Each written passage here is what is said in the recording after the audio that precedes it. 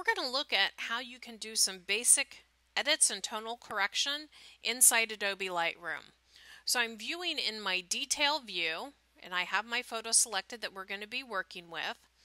And off to the side here, I've just opened my basic edits panel, and I have both my light and color open. That's where we're going to start out today.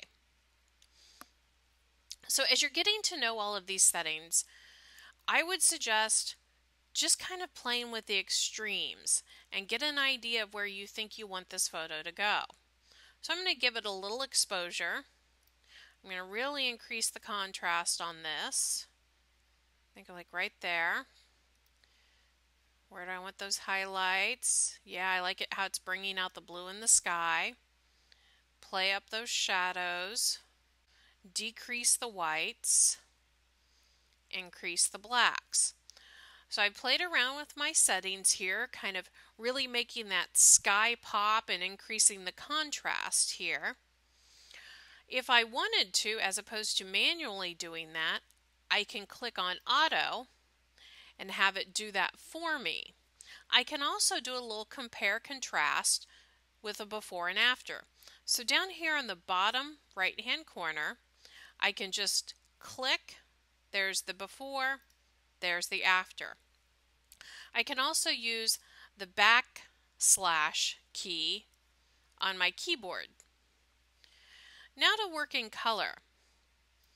And so typically you do always want to change your exposure, your overall tonal, before you change your color.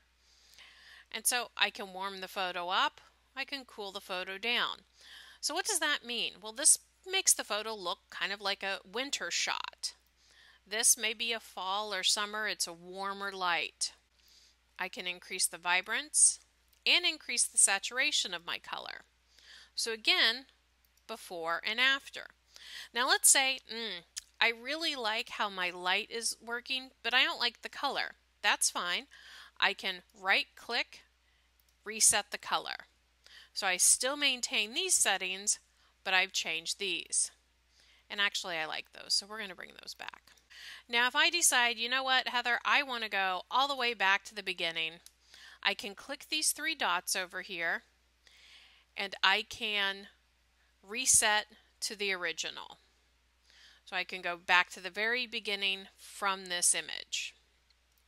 Now the cool thing about these changes are, these aren't permanent.